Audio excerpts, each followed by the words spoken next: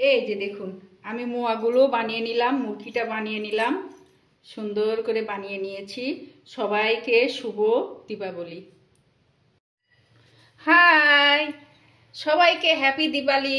দিওয়ালি এসে গেছে তো, তাই আমি একটু খই দিয়ে মুরগি বানাবো। আর এখানে মুড়ি নিয়েছি, মুড়ি দিয়ে মুড়ির মোয়া বানাবো। তার জন্য আমি কুশালের গুড়টা নিয়ে নিয়েছি। প্রথমে কুশালের গুড়টা জাল দিয়ে নেব। এই যে দেখুন, আমি গুড়টা সুন্দর করে জাল দিয়ে নিয়েছি। দেখুন কি সুন্দর আঠা আঠা হচ্ছে। আবার একটু যদি জলের মধ্যে দেওয়া যায় তাহলে জিনিসটা দলা দলা হয়ে যাবে, তাহলেই বোঝা যাবে যে আমার গুড়টা হয়ে গেছে। এই যে দেখুন কি সুন্দর হয়েছে। এখন আমি গুড়টাকে নামিয়ে নেব, নামিয়ে খইয়ের মধ্যে আর মুড়ির মধ্যে দেব। এই যে দেখুন, আমি গুড়টা নামিয়ে নিয়েছি। এখন আমি গুড়টা অল্প অল্প করে খইয়ের মধ্যে দিয়ে দেব। এই যে এখন আমি খইটা নেড়ে চেড়ে মাখিয়ে নেব।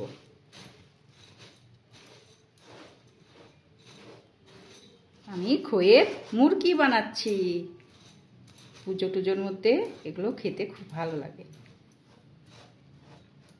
অল্প অল্প করে গুড় দিতে হবে।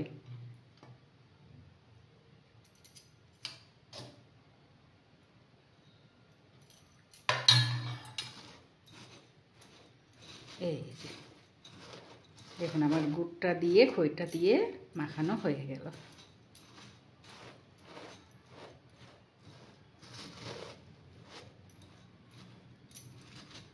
এই যে হয়ে গেছে, দেখুন কি সুন্দর হয়েছে।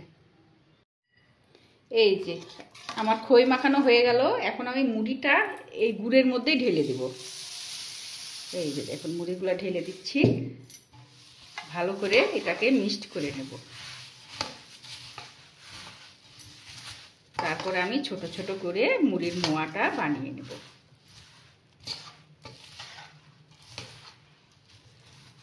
মুড়ির মোয়া বানাতে একটু গুড়টা বেশিই লাগে, খইয়ের মধ্যে কম লাগে, কিন্তু মুড়ির মোয়ার মধ্যে একটু বেশি লাগে।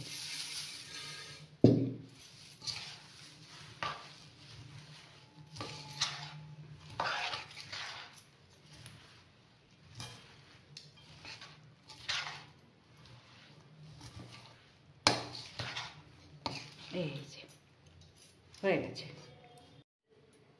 এই যে আমি মুড়িগুলো গুড় দিয়ে সুন্দর করে মাখিয়ে নিলাম। এখন আমি হাতে একটু তেল লাগিয়ে নেব, নিয়ে আমি মোয়াগুলো সুন্দর করে বানিয়ে নেব, গোল গোল করে বানিয়ে নেব।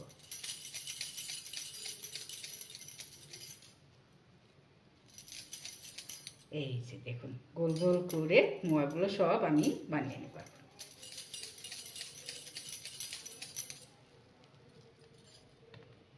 মুড়ির মোয়া